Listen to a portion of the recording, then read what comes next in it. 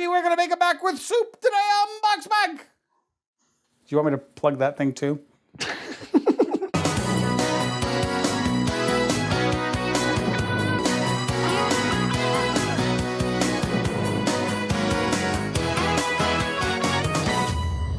Yeah, I heard you about the soup. You could argue that this episode is one of the most important episodes of BoxMac ever. Really? You could argue that. All right. I'm not gonna. Okay. The core mission of the show has been to find the best macaroni and cheese ever. And so we've been cataloging and databasing since the beginning. Here at episode 160. We're really at 160? Yeah, this is something I teased at the beginning of the year. I said it'd be nice to do like a BoxMac database analysis. Yeah. I want to do a BoxMac database analysis. I want to like sit down with John and actually like pivot out a lot of different stats about the BoxMac database. I think that'd be fun. Well, one of our fans, who's a data analytics person, Drunken Monk, super fan and patron, said, I'll do the analysis and I'll put together a slide deck for you. That's incredible. Thank you so much. But also, it wouldn't be a proper BoxMac episode without eating some BoxMac. That's true. We're doing a custom creation of mine. So I cook with these Campbell soups pretty often, right? I use them in chicken number 5, one of my favorite chicken dishes. We got some chicken number 5. Is that cheese all over it? No, cream of chicken soup. I had never had that until that New Year's thing. It was Christmas delicious. thing. Yeah, it was really good. This is another product in that line. This is a great for cooking soup that you can just eat as a cheddar cheese soup. It is supposedly a great base for a macaroni and cheese. Damn. It has all the kind of emulsifiers in it. So we're gonna try to see if we can make a non-bechamel mac. Could be interesting. Yeah. This could be a big discovery. It could be. Because we've never been sent anything like this before. This is just from the mind of John Hunt. Just from the mind of John Hunt. And I've got some quality cheeses to go in. I got a couple Cabot's, New York Extra Sharp here. How do we feel about Market Basket house cheese? It's good. Cabot doesn't do a Monterey Jack, and that's gonna add a little bit of creaminess. And I do have to select the pasta. I'm gonna go back to the wall of pasta and try not to kill myself on the slippery floor. We're still shooting on the day with the liquid soap accident, and You could just cut it out if you don't want it. and then that knocked over a liquid soap, and then The Sesso shells.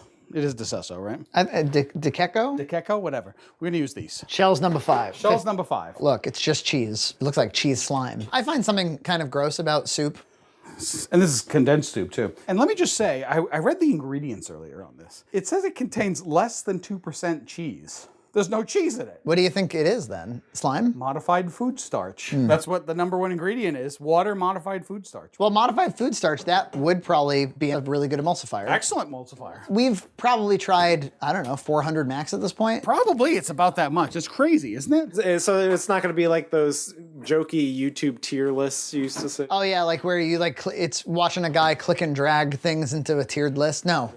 Although that we could do that. You want to look at this thing? Yes, let's look at it. Junt's BoxMac database. Yep. Slightly offended. I've been keeping this thing up to date, not you. I did a tiny bit of work at the beginning, and Frankie has maintained it for literally the past 200 weeks. The elusive, never-ending search for the world's best box mac and cheese. That's his subtitle in this slide deck. What is BoxMac? Tagline, the search for the best box macaroni and cheese. Description, lifelong friends John Hunt, Junt, and Frankie Frayne try a new set of box macaroni and cheeses every Sunday. Watch them banter while cooking America's easiest meal. Doesn't that just sound like the kind of promo you'd have on the cable TV network? I wrote that. You wrote it. Yeah, I wrote that years ago. First premiered on YouTube February 2nd, 2015. At the time that he made this, 157 episodes of BoxMac. Yep.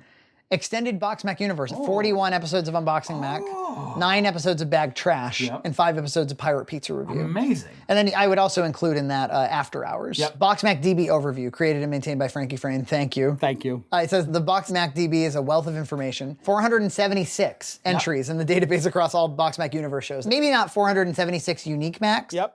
Oh, no, he goes on to talk about that. Okay. Methodology, removed restaurant/home styling ratings. So he took that off the table. Okay. Removed mix-in variations like ghee and sour cream, salt levels. Resulting analysis consists of 412 unique boxed macaroni and cheese. Each Mac was given 2 scores. Price 1 through 5, where 1 equals affordable and 5 equals expensive. A 1 being affordable would be anything below $1. Okay. So $1 would be 2-star, but 99 cents would be 1-star. 4 is anything more than $3. Yep. And a 5 is anything after that. And then a rating of 1 to 5, where 1 is unsavory and 5 is delicious. Got it. But how does one understand what constitutes the best macaroni and cheese? Finding the best macaroni and cheese is highly subjective. Well, yes, we accept that. Yes, we do, as a premise of the show. Many factors can constitute the best food product, including but not limited to taste, price, portion size, organic sourcing, and business ethics. How many times did we factor in business ethics? 0.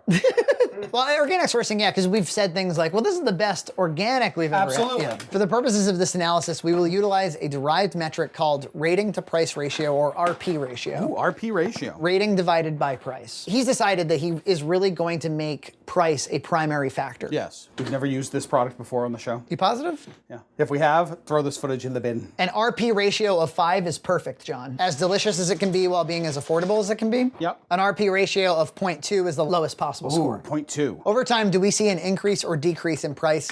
So he cares about time as well. Interesting. Like what happened over time. Yeah. Is there a corresponding trend in taste? Okay, we got a graph. Wow. Sampled Macs have steadily increased over time. So I think what he's saying is that the price has increased over time. Whoa. Which makes sense. It probably, from 2015 to now. I'm sure it increased, but it's fascinating to see it in data and in a chart and Right. see the trend line. Most expensive Macs tend to be foreign. Over time, we see a strong increasing price trend, 20% across all Macs sampled. Possible reasons include inflation, growing high-end marketplace, and influx of non-readily available sampled Macs. Yeah, I think that the latter is probably the biggest reason. Yeah. I think over time, it was like, okay, we've done all the crafts. We've done all the cheap Macs. Yeah, I think that would drive it more than inflation would. Yeah. Inflation drives a lot, but I don't think that boxed macaroni and cheese is one of those things that you find is a lot more expensive over time. Most affordable series of Macs occurred during the Festival of Spirals. So Spirals continue to be a cheap Mac, I guess. While the taste quality of Macs has remained relatively constant. Huh. That makes sense. Yep. Because it's pretty randomly distributed. Your eye always goes right to those spikes, doesn't it? Yeah. You're like, what's going on over here back in What's the 2015? data points. Yeah, 2 major spikes. Yeah. Maybe he'll talk about that. Both taste peaks center around episodes featuring Kraft 3 cheese. What? Now, again, going back to his ratio, Yep. because I'm going like, yeah, I like 3 cheese, but surely the effect of 3 cheese is diminished over time. It's like, yeah, but we've probably never rated a 5 to anything else that's that cheap. That's true. Yeah. Since BoxMac's premiere, we see a relatively flat trend of Mac quality over time, unlike the price increase over the same time frame. These trends indicate that Macs are getting more expensive with little taste benefit to the consumer. Again, I disagree. I think it has Yeah, more. it's probably just about us seeking out. Yeah, or what we're being sent or whatever. What can we learn about how brand, country of origin, pasta type, and sauce type lead to a good macaroni and cheese? Wow. Well, that's really what you want to know, right? The Yeah. food science of it all. Yep. That's not dish soap, is it? No. 10 most sampled brands. Kraft, Annie's, Aldi, Cracker Barrel, Walmart, H-E-B, Target, Our Family, Meijer, and Spartan. 70 Kraft Macs? Yeah, like way more than the rest. Holy cow. 70 unique Kraft Macs? Really? Almost seems unbelievable. Yeah. I think, because I know we redid a few, but then again, Kraft did the Australias and they did the Velveeta in there, so maybe. Kraft is the most sampled brand with 70 out of 411, 17%. So 17% of the entire effort has been Kraft. Holy crap. Yeah. Why don't you sponsor us? A rating to price RP ratio of 1.03 indicates that Kraft's quality generally meets expectations in relation to its price. I gotta say, if you asked any random person about like, well, who's the giant in macaroni and cheese? Like Kraft. Well, why? Well, because they have the tastiest for the most affordable. Yeah. That's There's your data. Kraft would love this presentation. Cracker Barrel is both the most consistently expensive, 4.6 average RP ratio with small standard deviation of 0.5, and best tasting, 3.3 average. Due to the elevated price, the RP ratio indicates that Cracker Barrel is the worst value of the top Mac brands. So though we love it, Yes. you're paying too much. You're paying too much. Would you agree with that? No. I think that if you're going to have a Mac, you might as well have a Mac you love, right? I agree. From a brand perspective, H-E-B provides the most quality for price with an RP ratio of 2.46. Yeah. This ratio can largely be attributed to H-E-B's affordable prices with an average price of 1.3 and little variation with a 0.5 standard deviation. Yeah. Is he saying that actually H-E-B beats out Kraft in that regard, that it has the best RP ratio? Better taste per dollar than Kraft does. And I mean, the point I would bring up in the meeting would be that, like, well, we have 70 samples of the Kraft. We only have 10 samples of the H-E-B. What's our like minimum sample where we can start saying things that are definitive? Yes. 10's pretty good. 10 different types is pretty good. And we know that H-E-B Mac is really good and super cheap. So now he's looking by region: US, Canada, UK, Australia, Germany, Korea, Japan, and Iceland. Those are all of the regions that we've ever tried. 85% of Macs sampled are from the USA. Makes sense. With an RP ratio of 1.02, the US is the best performing nation. Now remember, a 5 is a perfect score. Sure. So that's a 1. Canada is the second most sampled nation, but had price and ratings that are statistically similar to the US, indicating a similar level of quality, possibly due to some formulations. Yep. Germany and Australia have the worst Macs, primarily due to their high costs. I can see that, and I also think again we have the samples problem. There's not enough samples at the low end to really make anything. Now we're looking at our top pasta types: elbow, shell, tenderoni, custom, spiral, pipette, rotini, and ramen. 42% of Macs sampled consist of elbows. Besides rotini, elbows are the second worst pasta type with subpar RP ratio of 0.97. Oh wow. Well, I think again, it's just like there's just tons of crap. Yeah. The worst Macs tend to be elbow Macs. Yes. Not because elbows are bad, but because elbows are most ubiquitous. Frankie, can we pause for just a second? I would like us to try the unmodified cheese soup. I'm worried. Not bad? Give me your impression. Does it taste like cheese to you? There's some kind of like ammonia taste to it. What I get is just really bad, weak nacho cheese. Well, there's an extra weird flavor in there. Yeah? Kind of stifling. Should I abort the whole thing? No. You keep going. But is the mac and cheese going to taste like that? I don't know. It's going to be shitty. It's an experiment. It's Junt Labs. Well, we're gonna add lots of good cheese to it. Yeah. He says, surprisingly, spirals are the most cost-efficient pasta type across the entire BoxMac catalog, RP ratio of 1.33. This effective ratio is largely driven by its tendency to be more affordable than other pasta types. I think that's absolutely true. Spirals tend to be a super value Mac. Yeah, but you get less Mac. Well, this isn't talking about quantities. Price per box. Yeah. But you get less in the box, so it better be less expensive. With an average rating of 3.5, pipette-based pastas are the tastiest. So far, I think Drunken Monk's doing a killer job with this. Doing amazing. What do you think? Now we're on to prep types, John. Okay. You got your dry, your sauce, your microwave, your frozen, your hot Sure. water, your roux, your ready to eat, your refrigerated, your canned sauce. Which, by the way, all those data sources, you created those. Okay. You set us up for success, even if you dropped the ball after that. Tilde, 51% of Macs had a dry mix-in, consistently the most consistently tasty and affordable type of Mac. Obviously, deluxes are more expensive, but Yeah. But are you really getting that much better a Mac in the end? what I like about this so far is instead of like really concentrating on like what Mac should I go buy, this is more like a big data analysis. Yeah. This is more like, what can we say after these guys have spent so much time in the kitchen? This should be on the website for people to download. Yeah, totally. Roux Macs were the most delicious with an average rating of 3.1, but just as expensive as frozen Macs. Sauce-based Macs appear to be the best tasting. Readily available Macs on the market with an average rating of 2.9, resulting in an RP ratio of 0.99. Second best behind dry Macs. Makes sense, they're kind of on par with each other. Have John and Frankie found the world's best box macaroni and cheese? Big questions. Have they found the worst? Yeah. I want to know. I do too. The Eval Truffle Mac has to be the worst. It's gross. It's awful. Let's have a quiet moment. The worst Macs ever sampled, so it got a 1-star rating and a 5-star price. You paid the most to have got the least. and you got the least. The Valley Camping Mac and Cheese. Bad. Junt spit it out. Does anything else need to be said? Kraft Macaroni and Cheese Australian, really bad, watery and strange flavor, tasted of cardboard. That was pretty early on. Yep. Army MRE, remember I tried that Army MRE? Yeah. Not awful, pasta sauce without acid, cheese is okay, would rather suck cheese packet, don't do it. These are the comments I put in. Yeah. Namaste, gluten-free, say trees. Frankie tastes like water, spit out by Nina, too strong, tastes like vomit to Nina and John. Modern table meals, homestyle mac and cheese, bean pasta and veggie kit. Tastes like water and a lot like vegetables, rejected quickly. Oh, that's good, 3 cheese pasta side with butternut squash. good. The Oprah one. Okay, cheese flavor, but disgusting pasta with a weird bite. Gross butternut squash undertones. Upton's Natural Cheesy Mac. Do you remember this one? With the guy on the front? Made Nina vomit. Smells like Play-Doh, tastes like burnt coffee beans, mustard, onion, and a few chemicals. Focus on those 3 tastes.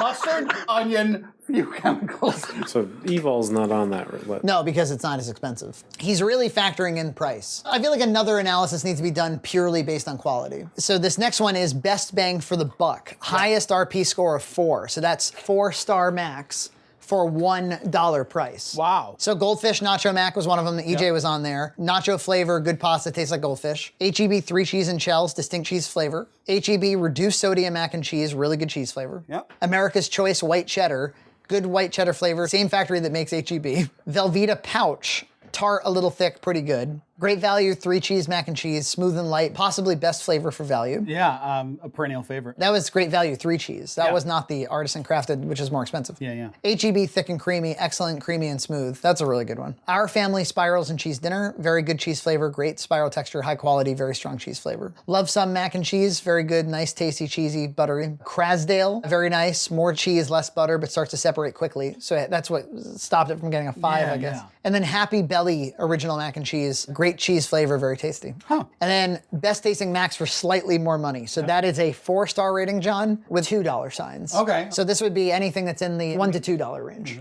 Kraft Dinner 3 cheese. Yep. So that's the Canadian one. Lighter flavor than US, subtle 3 cheese flavor. Kraft Macaroni and 3 cheese. Yep. Junt's favorite, good quality Mac, not too buttery, good flavor. And this really does represent your feelings on the thing. Yeah, absolutely. It's a 5-star Mac for a little bit more price. Yeah. Does that mean that we didn't have any that we're a 5-star Mac for a $1. I think that's what it means. Yeah. To get the 5-star rating, you got to go up one. Yeah, you got to go up higher. Publix cheesy deluxe macaroni and cheese. Do you remember Publix? I do. Very good, strong cheesy flavor compared favorably to Kraft 4 cheese. And then great value artisan crafted white cheddar and black pepper, apparently. Ooh. No, it's a second to smoked Gouda. So where's smoked Gouda?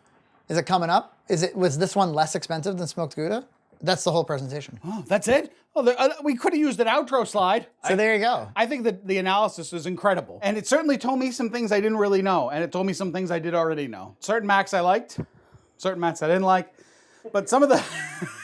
When somebody asks you, Yeah. what's the best one? You've tried all these ones. What do you say? Well, the problem is with memory is like, we just recently did that signature one, and that was really good. Some of the best Macs we probably ever had on the show, and very easy to cook, obviously, because they're deluxes. I think that the analysis is missing 2 important details. Okay. That I would love to see in a future analysis. Sure. One would be, I think that you could do a unique presentation just on home styles. Yep. And using that, you could maybe try to triangulate what kinds of ingredients and what kinds of strategies make the best home style Mac. Yeah. Number 2, I would like to see an analysis that takes price less into consideration. Where it's like, no, just tell me what's good. Yeah, what is the best? Like if you were pitching this to a rich person. But boy, are there a lot of shit ones. There sure have been. You would think that over time we would get less really lousy ones, but just recently we did some Aldi's and they were really bad. They were really bad. I was recommended a video recently. Yeah. It was like, why are the French less fat than the United States? Yeah. Even though they eat all the bread. There's something about the way it's processed. Okay. They don't allow fortification. We have mandatory laws that we fortify our food with iron and synthetic vitamins. Iron interferes with the microbial life. Iron is very oxidative. If there's too much iron, that could potentially increase your risk for Alzheimer's. And then definitely of the inside of the artery of the heart disease, the pancreas, diabetes. And then the other reasoning was that they eat a lot more cheese than we do. Now, the French consume a lot more fat. They eat 4 times as much butter, 60% more cheese. In France, they're eating more saturated fats. In America, we consume way more vegetable oils, which can lead to insulin resistance. And they do snack less often, probably because they're consuming more fat and they're not so hungry. I know they tell pregnant ladies to like eat more protein if they have carbs. I wonder if that's something to do. It was well, I think it's like they accidentally are a little bit keto. But bread is very keto. Right. Do you see what I'm doing right now, Frankie? You're leaning and like glaring at your own spice drawer. Yes, I'm trying to think of ways to help this Mac out. A little onion powder, that's it. I'm gonna try to help it out just a little bit. Whoa. I'm not gonna do all the cheese sauce. We're gonna try this much first. I feel constipated just looking at that. Yeah, you should. You ever have an upset tummy after a day of BoxMac? No, my tummy's pretty indestructible. When was the last time you ate something that really disagreed with you? You know, my father and I go out to dinner, and there was one time we went out to a restaurant. We both had the same thing, and he got really kind of sick from it. And I had indigestion, what we lovingly call the shits. Right. Now that I've been dieting, I gotta be more careful. Yeah. So my body's like, wait, what? Wait, what's this weird stuff? Even just like an influx of sugar. Yeah. It's like, ugh. It's not really indigestion though. It's more like it causes me to feel weird, fatigued or wrong. Or Yeah. Do you want to be roll? B roll, B a roll. Well, It's okay. There's some things going on here. It actually could use a little bit more salt. Not much, but a little. yep. I think the onion powder does help. Yep. It counteracts whatever The weird flavor in that soup byproduct flavor that is. It's that off flavor from the soup that's Yeah. the worst thing about this. Yeah, you're right. It's a very soupy flavor to it. I'm gonna put some pepper on it. It's not bad though. Here, do this to your brain. Okay. Imagine, if you will, for a moment, the flavors and the deliciousness of chicken number 5. Okay. Think about chicken number 5. Think about how much you enjoy a plate of chicken number 5, then have a bite. Got it. Yeah. It's chicken number 5. In fact, put chicken in this next time. It would be delicious. Honestly, I can have just as good experience just without all the cheese, which just lowers the calories, you know? Right, and chicken number 5 is good on its own. Yeah. Yeah, it's not bad, but I was kind of looking for something that would replace the roux. I don't think it does that. It's like a casserole that doesn't have casserole. Yes. I would expect broccoli and chicken in it or something. Well, there you go, and thanks to Drunken Monk for an awesome slide presentation. That was amazing. Thank you so much. What do we got coming up next time on BoxMac, Frankie? Betty Baker, Betty Baker. It's coming. Finally. finally. Focus on those three tastes. Mustard, onion, few chemicals. Mustard, onion, few chemicals. Listen to the sound of my voice. Mustard, onion, a few chemicals.